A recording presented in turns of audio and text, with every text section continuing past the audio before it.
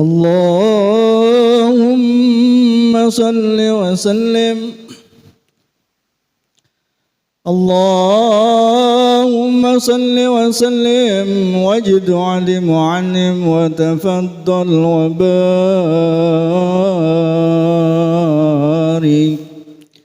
بجلالك وكمالك على زين عبادك أصرف عبادك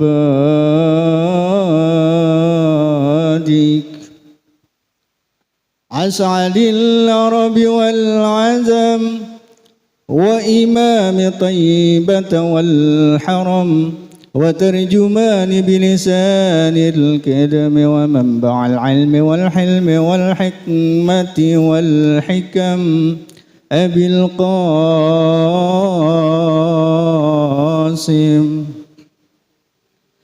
سيدنا وحبيبنا وشفيعنا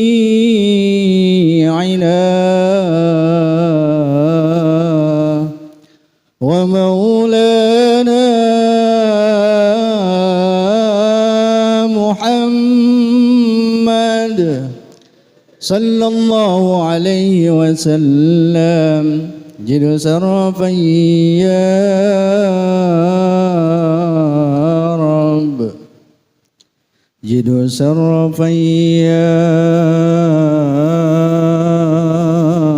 رب جد سرفا يا رب وكرما وتعزيما ورفعة ومهابة وبرا ورضي الله تبارك وتعالى عن ذوي القدر العلي وفحر الجلي ساداتنا وأئمتنا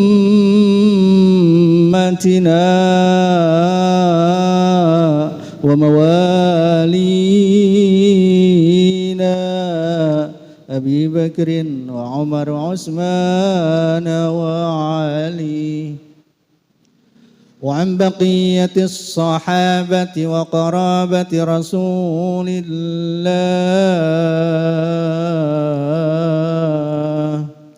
صلى الله عليه وعليهم أجمعين والحمد لله رب العالمين.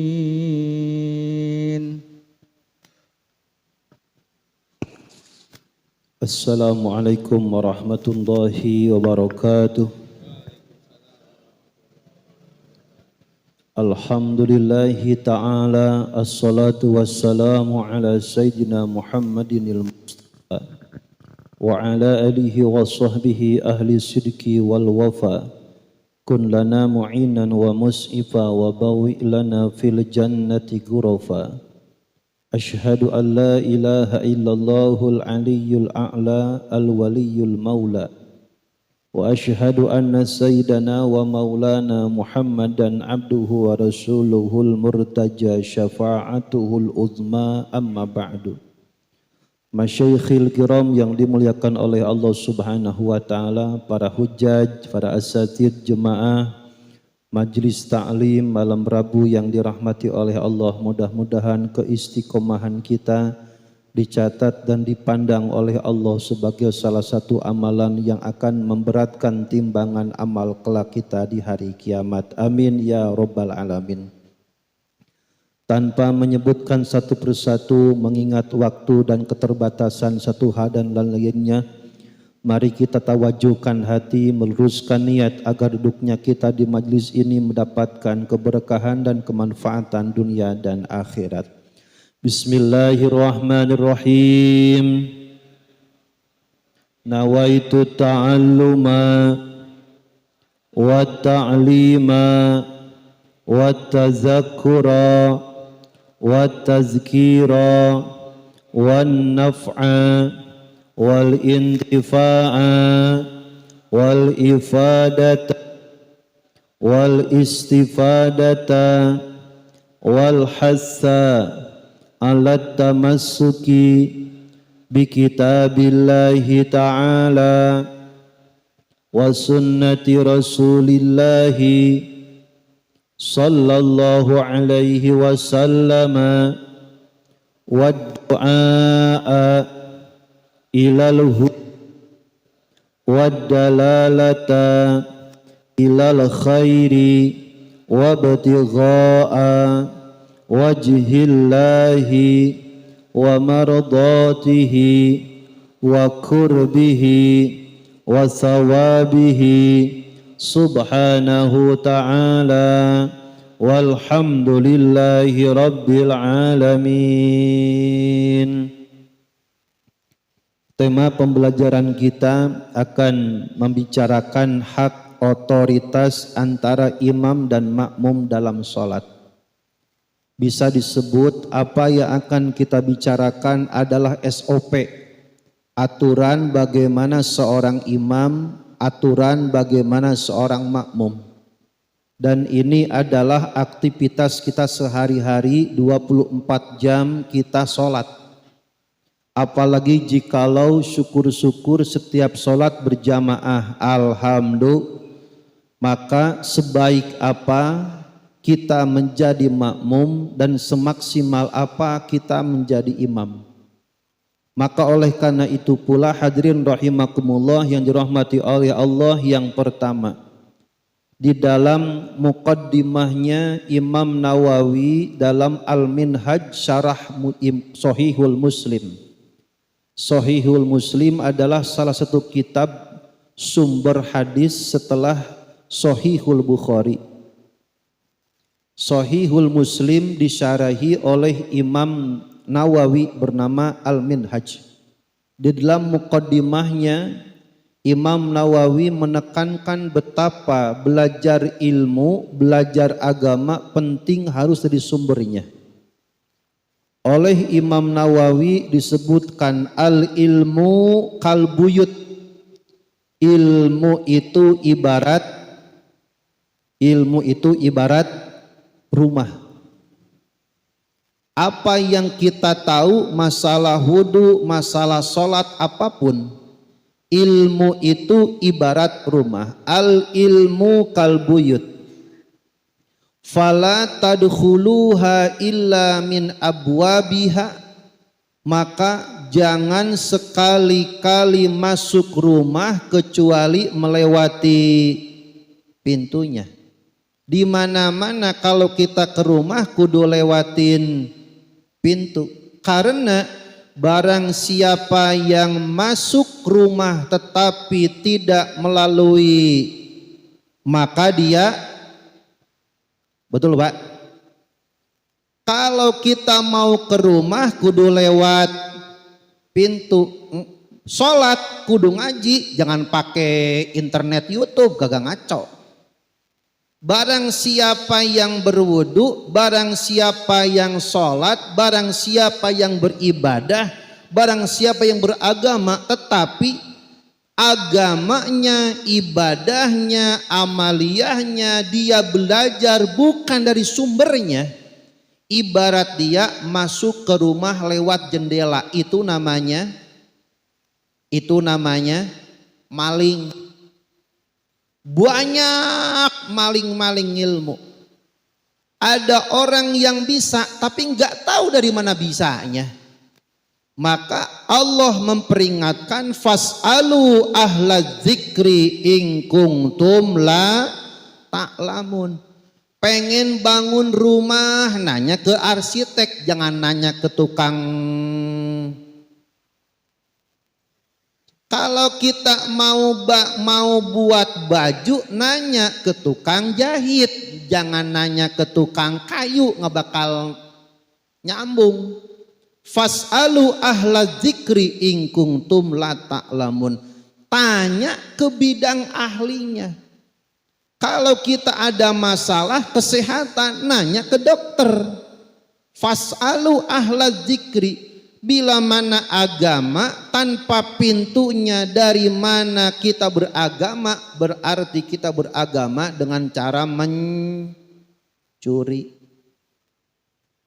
Bukan enggak boleh ngebuka YouTube, bukan enggak boleh buka Google, silahkan, cuman sekedar informasi. Maka bedakan, ada sumber edukasi, ada sumber informasi. Google silahkan, Telegram silahkan, Instagram silahkan, bahkan TikTok silahkan. Buka sekedar informasi doang cukup. Oh gitu aja udah. Kalau kagak ngerti jangan ditelan, tanyain ke guru, kira-kira guru ini bener apa kagak. Nah, maka ada sumber edukasi, ada sumber agama ini belajarnya enggak bisa cuman asal-asalan. Maka ilmu seperti halnya rumah, jangan masuk ke rumah kecuali lewat pintu. Barang siapa yang masuk ke rumah lewat jendela, lewat genteng, lewat dapur, itu namanya pencuri. Dari mana bisa ngaji? Datang ke pengajian. Dari mana supaya paham wudhu? Datang ke pengajian. Supaya sholatnya benar, tanya ke guru. Jangan ngebuka YouTube, belum tentu sepotong-sepotong di penggalnya, cuma nyari anu doang. Maka Nabi langsung belajar kepada Rasul, sumbernya ada bagaimana menjaga agama, adalah ada bagaimana menjaga ilmu itu sendiri. Demikian dalam masalah sholat, apalagi sholat, as-sholatu imaduddin, sholat tiangnya agama. Maka harus dengan mutaba'ah kepada Rasul, atiullah wa atiur rasul. Bagaimana kita mengetahui sholatnya Rasul? Rasul menyampaikan, shollu kama ra'aitumuni usolli. Sholatlah kalian dengan apa dan bagaimana kalian melihatku. Kita mah enggak melihat. Siapa yang melihat? Para sahabat. Para sahabat diajarkan kepada para ulama. Kita mah tinggal dengerin apa? Bagaimana penjelasannya para ulama. Ulama warasatul anbiya. Para ulama adalah pewaris para nabi. Maka sholat enggak bisa semaunya kita. Ibadah enggak bisa semaunya kita. Enggak bisa kita nyimpulin, kali benar begini ya sholat. Kali boleh begini ya sholat. Ya kali-kali, kali malang ujung-ujungnya. Enggak boleh dilebah-lebah kalau agama mah. Kudu bagaimana patokan dan ukurannya. Dalam hal ini bagaimana sholat yang baik dan benar. Maka yang pertama berkaitan dengan hak otoritas imam dan makmum, bagaimana SOP aturannya kalau sholat berjamaah antara imam dan makmum. Yang pertama, otoritas imam. Apa saja hak dan kewajiban imam? Yang pertama, menginformasikan, ngasih tahu, ngasih berita, ngasih edukasi, mensosialisasikan perihal-perihal insiden apa baik sebelum sholat. Umpama kita mau sholat jenazah, kasih tahu ke jemaah, jemaah hanya untuk mengingatkan saja. Yang namanya sholat jenazah hanya takbir 4 kali saja, enggak ada ruku, enggak ada sujud. Nah ini edukasi namanya Pak. Karena yang meninggal di depan kita ini namanya mayit hadir, disebutin mayit hadir. Ada 2, mayit hadir, mayit goib, ntar salah lagi niatnya. Yang kedua ini yang meninggal perempuan, jangan sampai salah niatnya, ntar laki-laki lagi, kagak sah. Maka usolli ala hadzal mayyiti arba'a. Nah ini namanya edukasi. Diajarin dulu, pemahaman dulu kepada jemaah. Mungkin ada yang enggak tahu, ujung-ujungnya ntar ikut-ikutan, salah itu sholat. Yang kedua, bila mana ada hal-hal yang ingin dilakukan oleh imam, kasih tahu jemaahnya. Jemaah sekalian, mohon izin nanti imam akan membaca ayat sajdah. Nanti silakan makmum ikut imam sujud saja.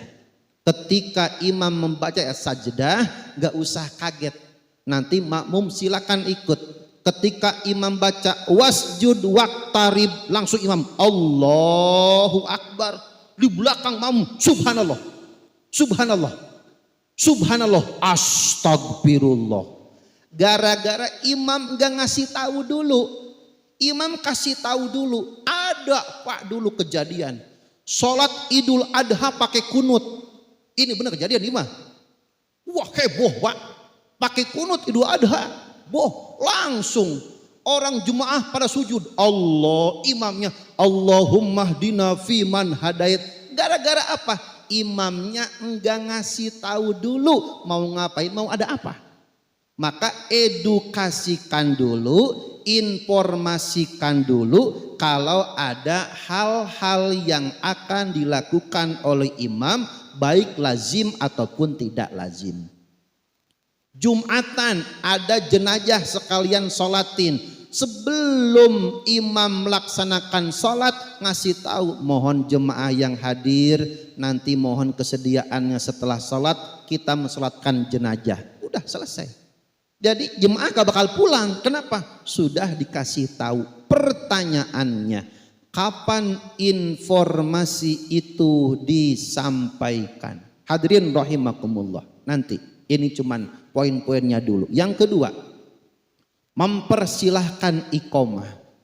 Yang punya kuasa iqomah imam. Kata imam, entar dulu jangan komat. Diam muadzin. Jangan maju. Ada aturan SOP-nya. Siapa yang megang mik kalau adzan, siapa yang komat, ada aturannya. Enggak boleh nikung kalau kayak Valentino Rossi. Yang adzan siapa, yang komat siapa. Ini enggak beres. Bagaimana yang nyunahnya? Ada aturannya. Yang kedua, ketiga, meluruskan saf, merapikan barisan, jangan sampai ada anak bocah di depan dibiarin, ujung-ujungnya sholat ricuh gara-gara ada anak bocah di depan dibiarin. Maka ini pun hak otoritas imam. Kata imam, mohon maaf bapak anaknya di belakang ditemanin. Belakangin pak. Kenapa?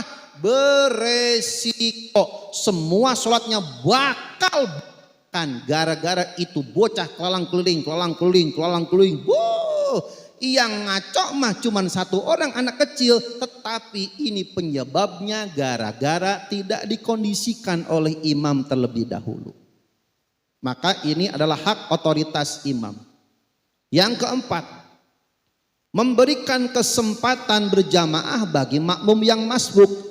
Bila mana imam udah selesai sholatnya, umpama ada di belakang nih yang buru-buru mau berjamaah, imam boleh tambah surat supaya itu yang masbuk masuk ke rokaat, enggak ketinggal rokaatnya. Umpama imamnya lagi baca tabbat yada abi lahabi wa tab ma agna, di belakang ada yang dehem di belakang, di belakang. Ini kode. Ini yang ngedehem mau ngapain pak? Mau masbuk, nyodok sholat. Nah ini imam kudu bijaksana. Kata imam, ma aghna anhu maluhu wa ma kasab sayasla narong zatal habi wa mra'atuhu hammalatal hatabi fi jidiha hablum mim masadim bismillahirrahmanirrahim qul huwallahu ahad. Tambahin surat supaya apa? Itu orang-orang yang masbuk enggak gerasak gerusuk. Itu yang masbuk diberikan kesempatan tambahan supaya hitungannya masuk ke rokaat. Nah ini imam kudu paham. Selanjutnya, mempersingkat dzikir, mengkondisikan sholat dalam beberapa kondisi-kondisi tertentu. Nabi adalah sholat manusia yang paling khusyuk, paling sempurna. Nabi nggak ada lagi. Akan tetapi Nabi yang khusyuk sholatnya, yang paling sempurna sholatnya, ketika Nabi dengar seorang anak menangis, Nabi mempercepat, memperingkas langsung sholatnya, bukan dilama-lamain. Kenapa? Karena tujuan seorang imam adalah mengawal supaya sholat jemaahnya pada khusyuk. Bagaimana bisa khusyuk kalau ada anak? Bagaimana bisa khusyuk kalau HP imamnya bunyi? Imam sebelum sholat kepada jemaah yang membawa komunikasi mohon dinonaktifkan atau di silent sementara. Ngomong ke orang mah supaya HP-nya dimatiin, HP-nya dia kagak dimatiin. Allahu Akbar. Bini ngelepon, ternyata ringtone kiainya Iwak PY. Berantakan sholat, Pak. Maka imam harus bisa mengkondisikan sesuatu, karena tujuan imam adalah bagaimana menjaga kualitas kehusuan bukan memperlama. Kalau dilama-lamain sholat belum tentu kita khusyuk. Yang ada malah ya imam udah begitu belum beres baik ayatnya. Apa kerjaannya makmum? Dibaca pengumuman jadwal khotib Jumat sekarang. Khotibnya muadzin, si lagi kok muadzin ya? Perasaan kemarin pengeluaran. Dibaca gara-gara imamnya panjang bacaannya. Udah begitu pengumuman dibaca, musim pemilu ngelihat baju orang, coblos nomor kemana-mana, nggak bakalan khusyuk gara-gara imamnya kurang bijak. Bukan dilama-lamain, imam itu tugasnya bagaimana menjaga kehusuan sholat makmumnya. Nabi paling sempurna khusyuknya. Khusyuknya Nabi mendengar ada anak kecil dipersingkat semuanya. Kenapa? Resikonya sholatnya pada buyar, enggak khusyuk. Maka Nabi langsung mempersingkat sholatnya demi maslahatil ummah. Maka yang pertama berkaitan dengan edukasi seorang imam, pertanyaan yang pertama, siapakah yang paling berhak azan dan iqomah? Ini SOP pertama. Disampaikan oleh para ulama, demikian oleh Imam Asy-Syafi'i. Salah satu sumber yang Al-Fakir ambil dalam kitab Nihayatul Muhtaj, jilid pertama halaman 400. Wa'lam annal waqtal azan manutun binadril muadzin. Yang menentukan memegang kekuasaan azan adalah muadzin. Jadi muadzin tugasnya adzan. Wa waqtul iqomah, sedangkan menentukan kapan bolehnya iqomah binadril imam, tergantung kebijakan. Kata imam, entar dulu banyak yang wudhu, dulu diam. Kata imam, entar dulu ada yang sholat sunnah, diam dulu. Kata imam, jangan walaupun udah nit, biarin. Itu mah adat. Yang penting bagaimana orang sholat enggak geresak-gerusuk. Semakin banyak orang berjamaah, semakin banyak orang sholat tumakninah, tenang, khusyuk, semakin besar pahalanya si imam. Maka yang menentukan kapan bolehnya iqomah adalah imam. Ini mah kadang-kadang imamnya disetir sama makmum di belakang. Wa ilaha illallah, ada provokator. Dan itu banyak masjid-masjid, Pak. La ilaha illallah. Entar aja tunggu napa? Yang menentukan kapan bolehnya iqomah adalah imam. Maka di sini imam kudu bijaksana. Bagaimana supaya bijaksana? Imam datangnya lebih awal. Jangan ampe makmum nungguin. Nanti ujung-ujungnya dorong-dorongan, tepuk-tepuk tangan. Cepet komat napa? Belum ada imamnya. Qomat apa? Udah qomat, imamnya belum ada. Maka disunahkan imam datang lebih awal supaya lebih cepat untuk iqomah. Bila mana sudah siap semuanya, kata tarik tarik udah iqomah. Maka yang menentukan azan adalah muazin, yang menentukan iqomah adalah imam.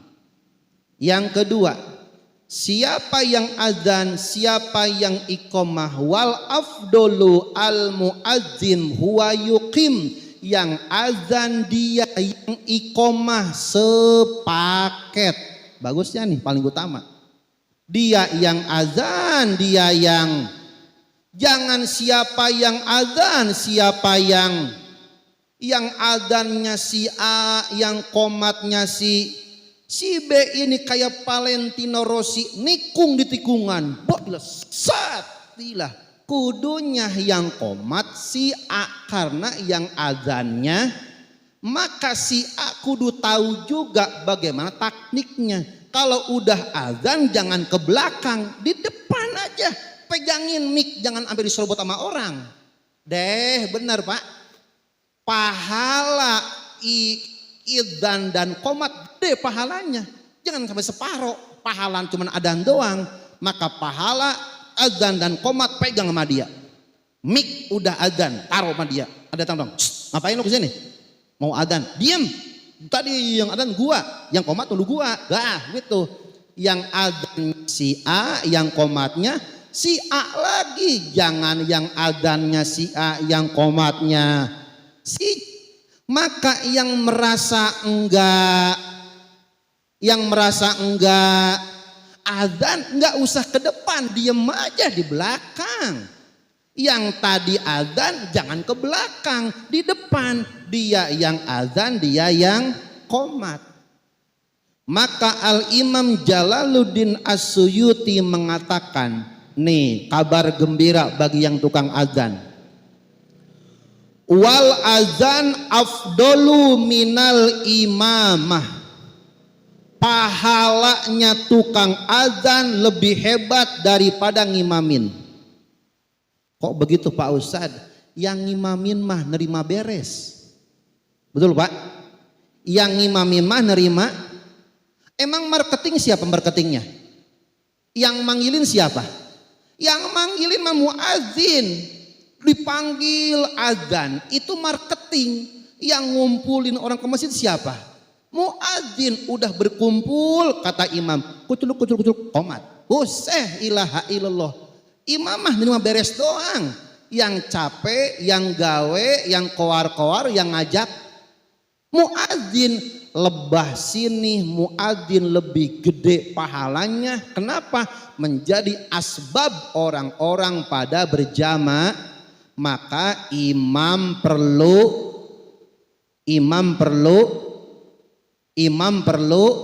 muazin perlu.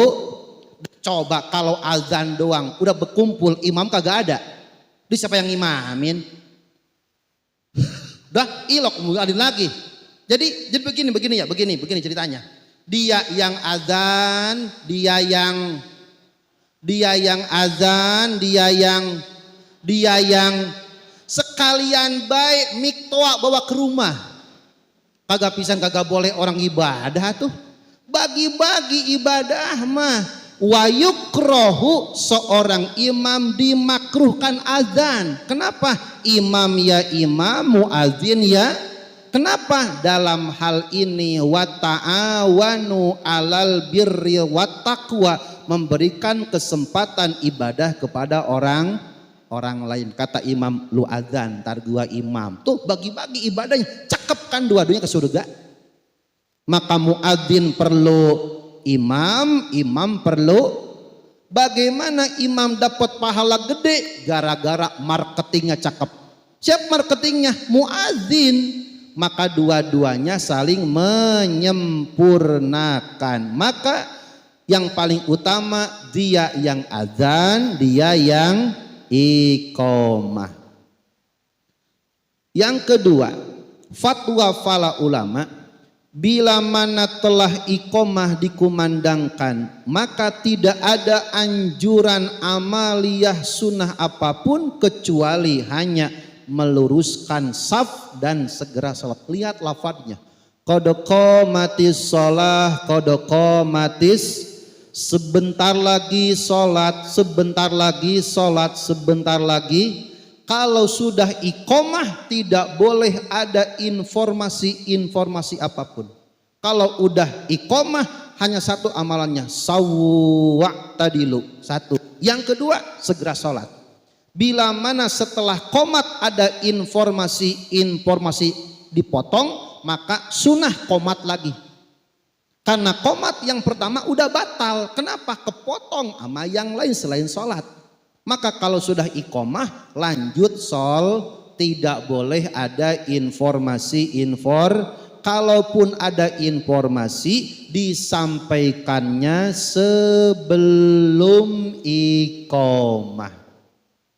Sebelum iqomah berdiri seorang, Assalamualaikum warahmatullahi wabarakatuh, kepada jemaah mohon mengganggu zikir dan iktikafnya. Hanya sekedar informasi, nanti setelah sholat kita ada undangan ke Bapak Anu bin Anu, kita akan menghadirinya dan insya Allah kita bareng-bareng hadir, kita kotakan insya Allah. Kata dia, qomat, udah qomat. Informasi sampaikan sebelum qomat. Sesudah qomat tidak boleh ada informasi, langsung sholat. Yang selanjutnya yang perlu dipahami dan diketahui oleh seorang imam tentang masalah bagaimana kalau ada anak kecil di masjid. Fatwa para ulama, ya juzu as-salatu sabiyul mumayyizu fi asna'is saf ba'da ayyu adiba wa yu'allima ihtaramal masjidi wal musalli. Boleh anak kecil sholat mau di saf pertama, saf kedua, dengan syarat anaknya sudah tamyiz, bisa diatur, udah hideng, bisa dikondisikan. Tapi kalau anaknya becicilan, gak diem, jangan bawa ke depan. Kenapa? Satu, gara-gara anak semua orang jadi terkecoh, hancur kehusuan sholatnya. Maka yang bawa anak jangan di depan, di belakang aja. Emang gak boleh ke depan? Bukan gak boleh di depan, mafsadatnya lebih besar daripada maslahatnya. Artinya enggak boleh ke masjid Pak Ustadz, anak bukan enggak boleh, dikondisikan. Ajarin dulu dari rumah. Adek, nanti kalau ke masjid jangan ada ria, diem aja. Nanti ayah kasih jajan. Oh, adek nanti kalau ke masjid ya diem aja, nggak usah kemana-mana, nggak usah main ya, nggak boleh, nggak baik. Dikasih tahu dari rumah. Ayu adiba, diedukasi dulu oleh orang tua, baru ajak ke masjid, bimbing, kawal, di belakang aja. Enggak boleh anak dibawa ke depan, apalagi anaknya belum tahu tentang bagaimana ibadah, belum tahu aturan sholat, dibawa ke depan. Pak Ustadz, ini anak saya, ada apa kejadian di sebuah masjid? Khotib bawa anaknya. Khotib bawa anaknya, karena anaknya dia sayang kemana-mana dia bawa, termasuk khutbah Jumat dibawa. Apa yang terjadi? Bapaknya lagi khutbah Pak, dirawel-rawel sarungnya, dirawel-rawel, tahu gak? Dirawel-rawel, dibetot-betot sarungnya. Karena itu Ustadz yang khotib lupa kagak pakai celana, Pak ilah viral. Khotib kedodoran sarungnya gara-gara bawa anak. Maka jika memang belum paham, enggak ngerti, jangan dibawa. Pun kalau dibawa, dibimbing, diarahkan, dikawal. Tapi kalau sudah tamyiz, udah ngerti SD, nah baru nak kita ke depan yuk. Boleh. Pak Ustadz kalau begitu motong sap, tidak motong sap. Yang penting syaratnya wudunya beres, wudunya rapi. Yang tidak boleh apalagi bawa anak pakai pempes ke masjid. Yang namanya pempes mah wadah. Pempes mah wadah. Berarti itu bocah ke masjid bawa najis. Kalau ada seorang ayah lagi sholat Allahu Akbar, anaknya ngegandolin pakai pempes, ya batal sholatnya. Kenapa? Digandolin anak yang pakai, berarti itu anak bawa najis, maka harus dikondisikan dalam hal ini. Hadirin rahimakumullah yang dirahmati oleh Allah Subhanahu wa taala. Demikian pula Nabi menyampaikan ketika Nabi mengirim sahabat Mu'adz bin Jabal negeri Yaman untuk berdakwah.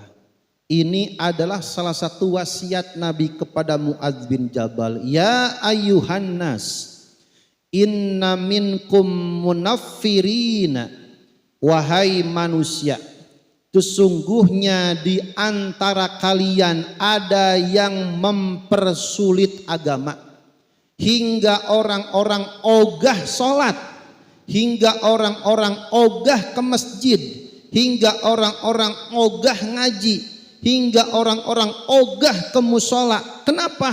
Fa ayyukum amman nas, bila mana siapapun kalian menjadi imam, ngimamin manusia, kata Rasul, fal yujiz, hendaklah meringankan, hendaklah meringkaskan. Kenapa? Fa inna min waraihi, karena di belakangnya dia al kabiro, ada orang tua. Di belakang ada engkong-engkong sholat, pas imamnya udah ghairil maghdubi alaihim waladdallin, amin, si engkong di belakang. Imamnya baca bismillahirrahmanirrahim, yasin, kata engkong naudzubillahi min dalik. Imamnya baca langsung, itu engkong spor jantung, waduh, besok nggak bakal kesini lagi dah, kapok. Yasin dibacanya, wa ilah.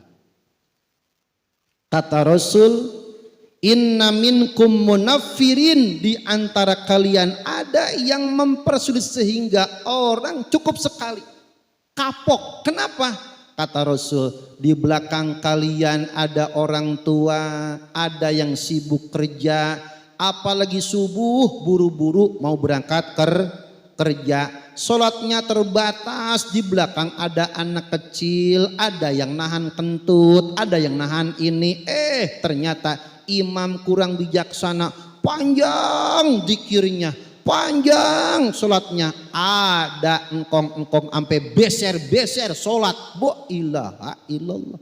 Kata Rasul, iza amma ahadukum ma'an nas fal yujiz, bila mana berjamaah ringkas-ringkas baik. Kenapa? Tujuannya imam menjaga kekhusyuan daripada sholat jamaahnya. Maka hadirin rahimakumullah, ingat, sampai gede jempolnya. Ingat, apa yang perlu diingat? Setiap imam boleh jadi, tapi setiap makmum belum tentu boleh jadi imam. Setiap imam boleh jadi makmum, setiap imam boleh jadi turun derajat. Pak Ustadz, bukan turun derajat, kadang-kadang kita mempersilahkan kesempatan kepada orang tarbiyah, bentuk generasi. Suatu saat nggak bakal kita semuanya yang pegang, betul Pak? Ajarin berkesempatan yang muda-muda, kita di belakang, kita bimbing. Setiap imam boleh jadi tapi setiap makmum belum tentu boleh jadi imam. Ada prasyarat, ketentuan, kelayakan bagaimana menjadi seorang imam. Maka hadirin rahimakumullah, betapa pentingnya pemahaman antara imam dan makmum agar kedua-duanya saling memahami. Jika kedua-duanya bijak, arif dan bijaksana, fa insya Allah akan timbul keharmonisan sesuai dengan sunnah Rasulullah bagaimana Rasul dan sahabat sholat berjamaah. Hadirin rahimakumullah, sebelum dilanjutkan bila mana ada yang mau ditegaskan, diterangkan kembali atau ditanyakan, dipersilahkan.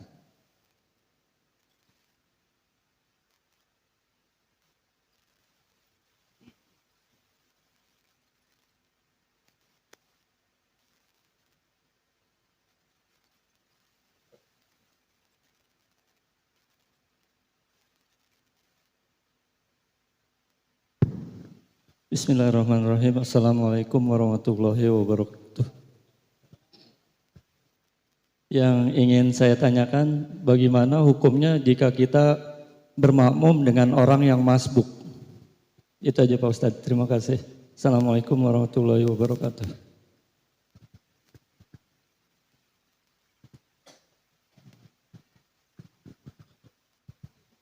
Bismillahirrahmanirrahim. Assalamualaikum warahmatullahi wabarakatuh. Izin bertanya Ustadz, ada beberapa poin yang ingin saya tanyakan. Yang pertama, batasan terhitung rakaat sholat itu saat kapan sih? Terus yang kedua, niat sholat ketika makmumnya belum balik atau masih anak-anak, apakah niatnya dengan imaman atau lillahi ta'ala gitu. Yang ketiga, ketika seseorang menggunakan parfum yang parfumnya itu mungkin tidak halal, bagaimana dengan sahnya sholat?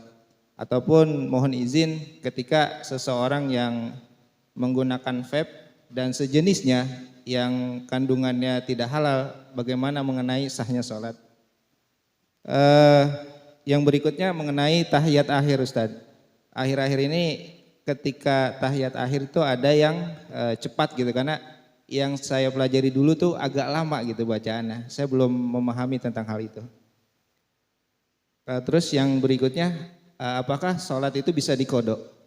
Misalkan bisa dikodok ketika kita ketiduran sholat isya, apakah dikodonya saat sholat subuh atau di isya berikutnya? Itu aja. Terima kasih.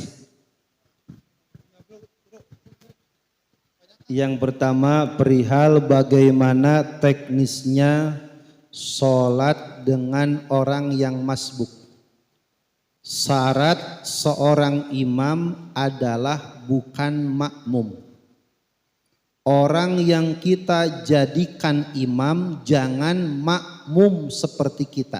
Contoh, dari awal kita bareng sama dia, ternyata dia masbuk, saya masbuk. Ketika imam assalamualaikum, assalamualaikum, kita berdua berdiri, kan begitu ya?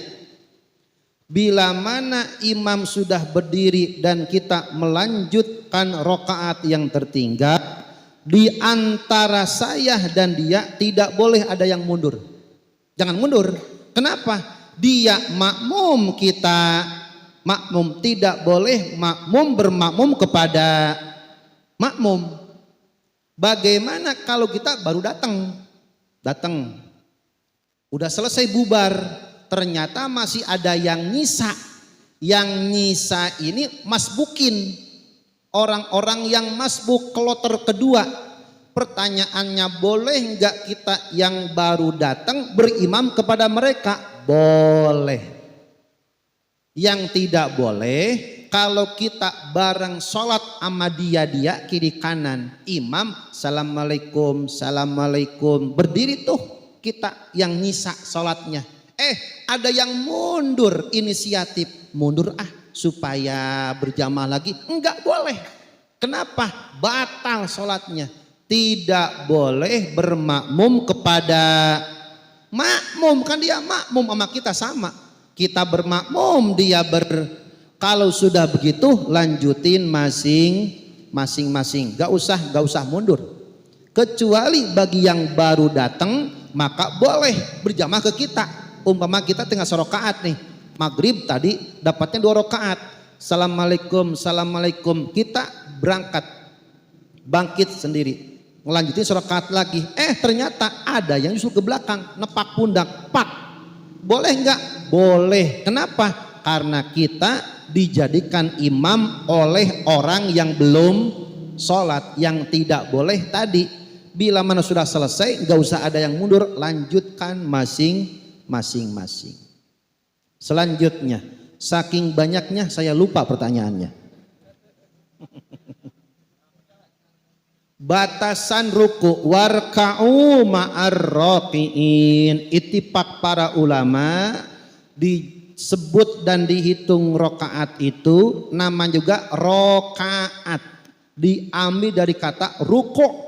Rokaat diambil dari ruku, maka dihitungnya rokaat ketika imam ruku. Bila mana ada orang masbuk dapat sebelum ruku, mau Fatihah ke ataupun bareng rukunya ama imam, maka dihitung serokaat.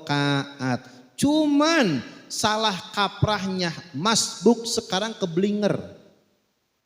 Bagaimana keblingernya? Karena dia nonton di YouTube, kata Ustaz YouTube begini, kalau orang masbuk mah tinggal ikutin imam baik. Kalau orang masbuk tinggal ikutin imam baik. Imam sujud kita ngikut sujud. Imam duduk kita ngikut duduk. Imam tahiyat kita ikut. Betul. Pertanyaannya teknisnya bagaimana? Sholat yang munfarid, sholat makmum yang muwafik, sholat yang makmum masbuk sama, sholatnya kudu diawali dengan takbiratul ihram dulu, jangan langsung ngegeloyong sujud. Imam sujud nih langsung Allah sujud, dah kapan dia mulai sholatnya? Itu mah bukan sholat, itu mah ngikutin imam. Yang namanya sholat aqwalun wa af'alun muftatahatun bitakbir. Mau makmumnya muwafik dari awal, mau yang masbuk tetap ketinggalan, tetap kudu takbiratul ihram, Allahu Akbar, baru kita ikutin gerakan imam. Imam sujud, imam ruku, ruku. Cuman awalnya tetap kudu takbiratul ihram. Kalau bener barengan sama imam pas, maka dihitung 1 rakaat. Kalau kita ngikut imamnya pas sujud, berarti enggak kehitung rakaat, tinggal ittiba ngikutin baik, selanjutnya ngikutin imam. Yang kedua, apa yang kedua ya? Niat bagaimana anak kecil. Bila mana memang anak kecil ini wudunya beres, bila mana toharohnya beres, istinjanya beres, udah tamyiz, maka tetap dalam syarat sah sholat, tetap niatnya kudu bermakmum. Kalau bermakmum, anak kecil kita bedain, ada syarat sah sholat, ada syarat wajib sholat. Kalau syarat wajib, Islam balik berakal. Pertanyaannya, anak kecil udah balik, berarti karena belum balik wajib sholat. Wajib nggak sholatnya? Anak kecil syarat wajib, Islam balik berakal. Pertanyaannya, anak kecil balik belum? Belum. Karena belum balik, pertanyaannya wajib sholat? Enggak wajib. Tapi kalau anak kecil sholat sah apa enggak? Sah. Yang penting mah istinja beres, wudunya beres, sholatnya bermakmum, ya niatnya makmum, makmuman lillahi, kecuali kalau bapaknya ngajarin doang. Nah, nanti sholat aja ya, ikutin imam aja, dalam rangka tarbiyah, dalam rangka mendidik, nggak jadi masalah. Cuman perlu diluruskan bagaimana sholat sendiri. Kalau makmum diajarkan supaya dia sholatnya dapat pahala berjamaah, maka ganti dengan adaan makmuman lillahi ta'ala gitu. Yang kedua, ketiga, parfum. Ada najis ma'fu alaih, ada najis goer ma'fu alaih. Najis itu ada yang ditoleransi dalam sholat, ada yang tidak ditoleransi dalam sholat. Di luar sholat ditoleransi. Mana contohnya? Adalah darah. Darah di luar sholat goer makfu. Umpama darah netes ke kopi, najis kopi semuanya. Darah netes umpamanya ke sayur, sayurnya najis semuanya. Di luar sholat goer makfu, tapi di dalam sholat makfuun anhu, ditoleransi. Umpama lagi sholat ada nyamuk kegencet, berdarah kan? Darah. Hukum asal darah najis, tapi kalau darahnya kecil sedikit ada luka, makfuun anhu, ditoleransi. Bagaimana kalau alkohol? Bagaimana alkohol? Satu ukurannya. Bila mana labelnya ada halal, mendingan kita pakai yang jelas-jelas saja. Kalau yang jelas ada alkoholnya, supaya tidak ragu-ragu, mendingan jangan yang mengandung alkohol. Al yakin la yuzalu bisyak. Keyakinan tidak bisa digoyahkan dengan keraguan. Maka cari yang yakin-yakin aja.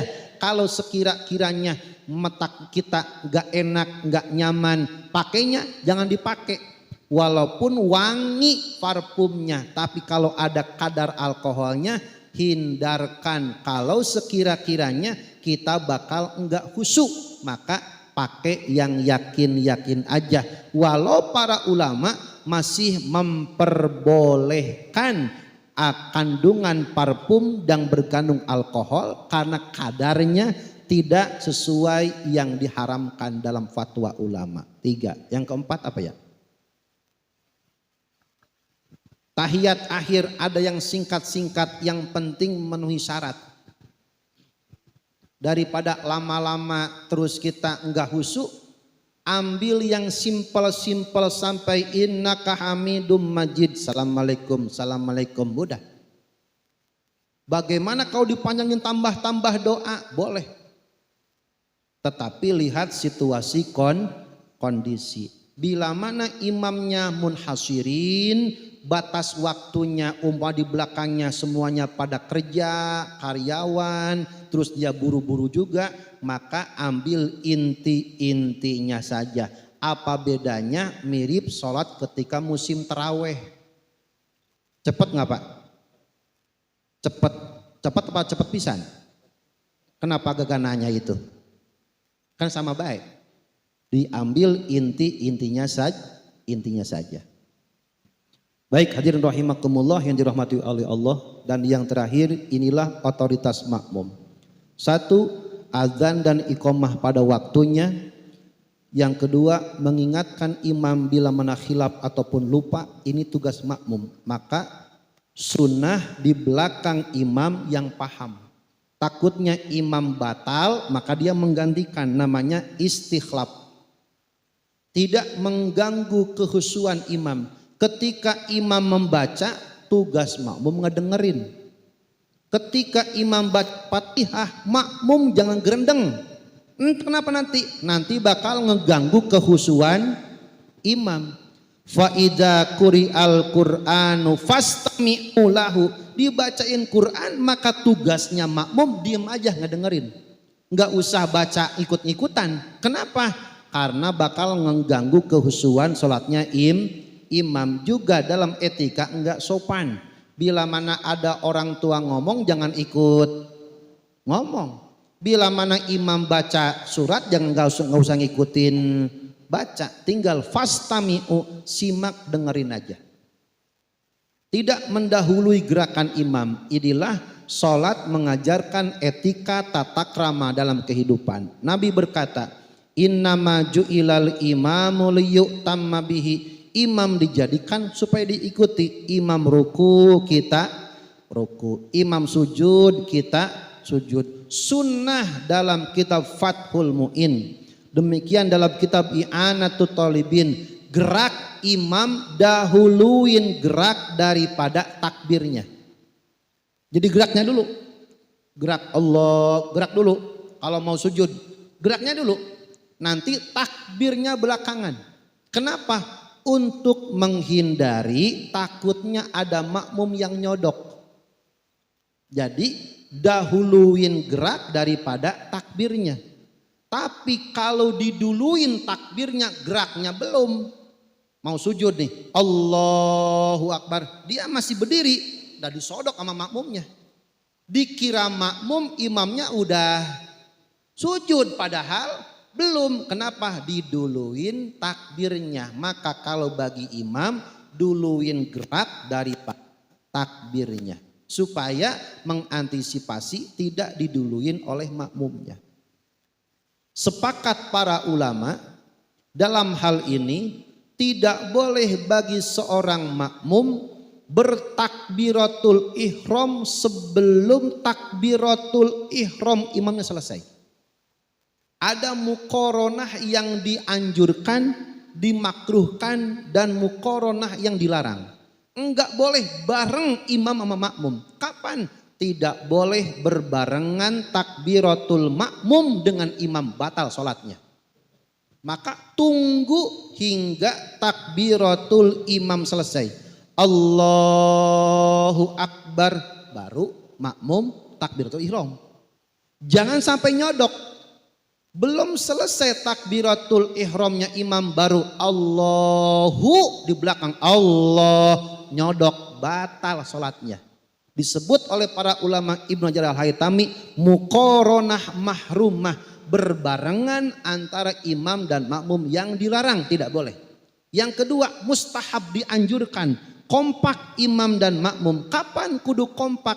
Ketika imam membaca ghairil maghdubi alaihim waladdallin, imam makmum amin, dianjurkan kompak bareng.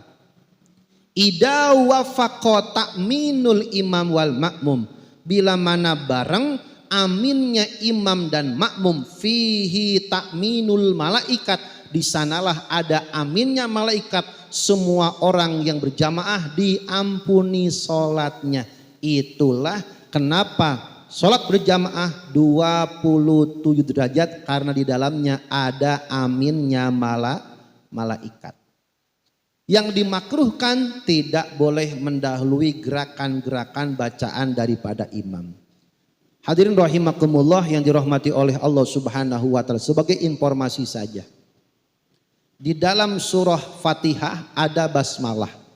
Bismillah ini dalam pandangan ulama berbeda-beda pendapat. Satu, bismillah menurut mazhab Hanafi, Imam Nu'man bin Bashir, Imam Hanafi, bahwasanya Imam Malik, Imam Syafi'i, Imam Ahmad bin Hambal, bagaimana pandangan tentang bismillah dalam Fatihah.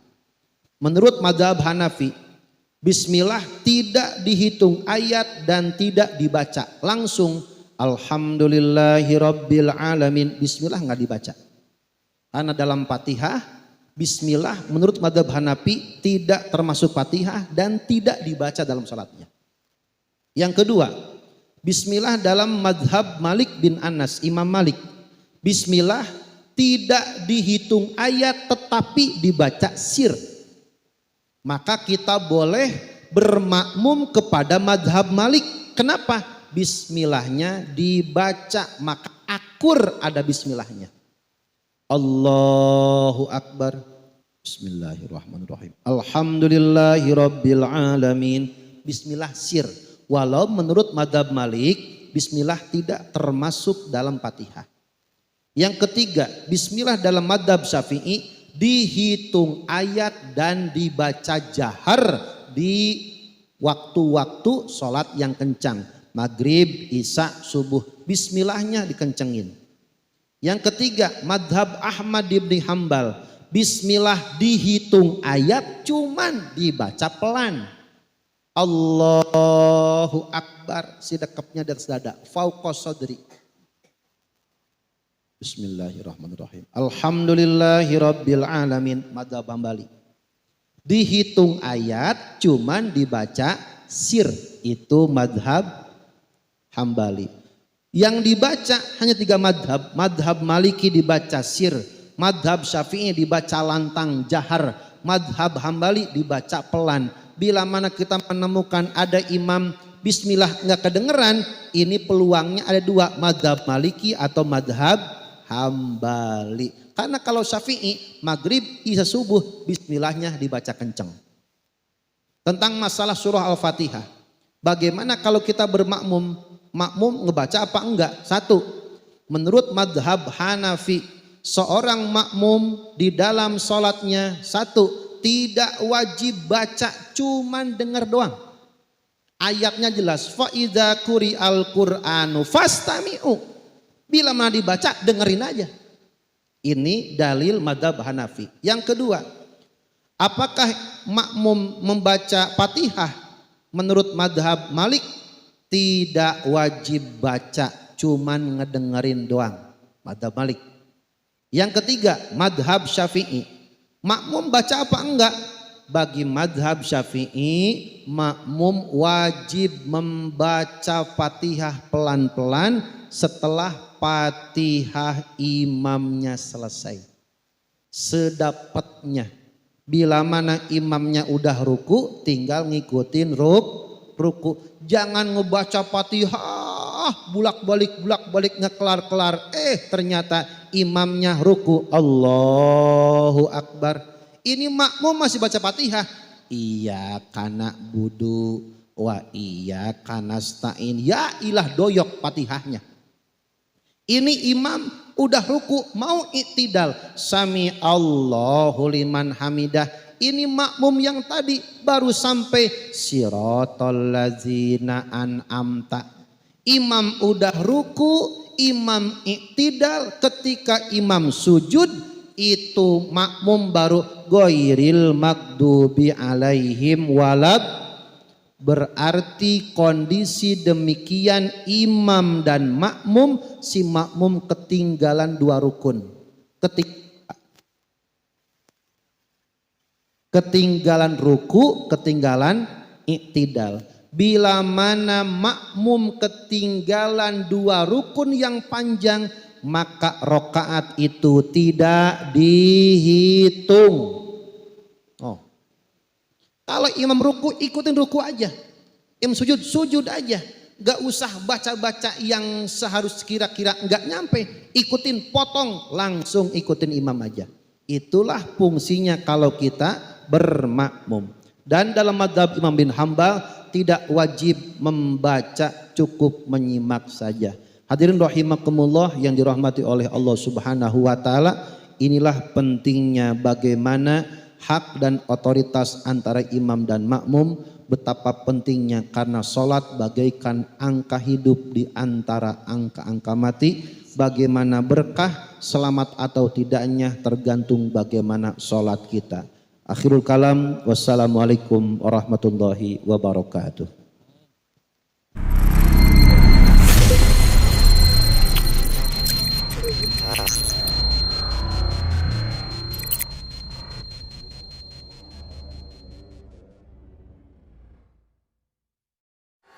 Dengan siaran langsung YouTube channel live streaming Fadlan Sel. Jadi setelah acara nanti bisa ditonton kembali, dilihat kembali di YouTube channel Fadlan Sel, dan jangan lupa untuk like, komen, subscribe untuk membantu siar dakwah agama Allah Subhanahu wa taala.